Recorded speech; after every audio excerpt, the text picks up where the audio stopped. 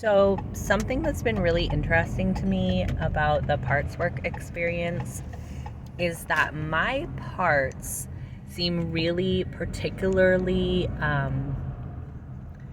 like, I don't know, they've changed their mind about what's important to do based off of the definition of like who I'm trying to be or identity. Um, which is very fascinating to me. So they are very, my parts tend to be extremely into rules, which is, I think, part of my neurodivergence. And um, for example, they have a lot of rules about like who I am according to my assigned sex at birth and like what I'm allowed to do in the world based off of that.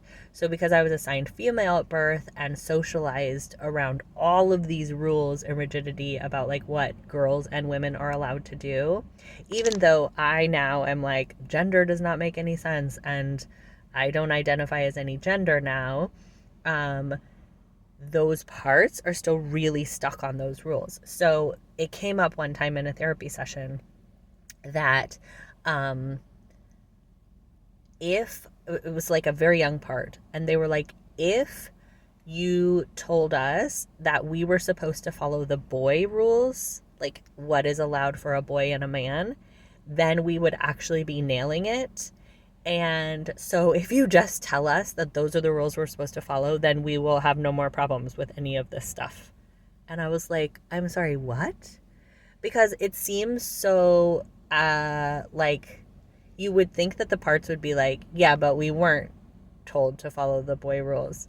But it made sense to them. It was like an easy switch to flip for them for some reason. And so since that day, I've been like, okay, yeah, you're supposed to follow the boy and man rules. And it's like, I had all these parts that had hangups about owning a house, about owning a business, about charging people money for my business, about being single, about like just like tons and tons of areas in my life, and that they were upset about, like hiring contractors and fixing things in my house and buying a car and like doing anything basically that I had been told was for men to do.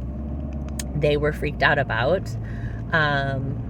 And then once that happened, and I was like, okay, you can follow the boy and man rules.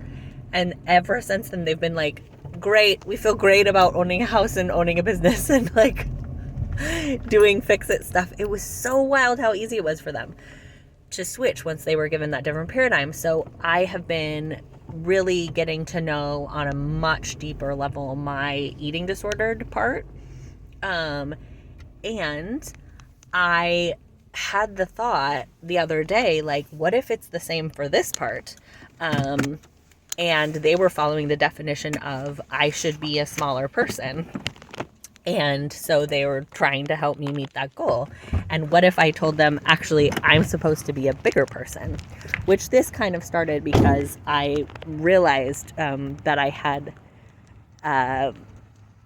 possibly been around people who were also restricting my whole life, and that like genetically I may not have been a smaller person, but that like I was just raised around people who were restricting, and so I thought that was my body because I'd been restricting, and I thought that's what my family members' bodies were like genetically or something.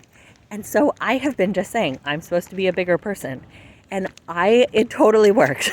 So I've worked with Quasi Joe here a lot, who's like, his big thing is about identity shifting, and I think this is what I'm tapping into, right? Like if I'm supposed to be a bigger person and that's my goal, then this part doesn't have to do any of this weird restricting.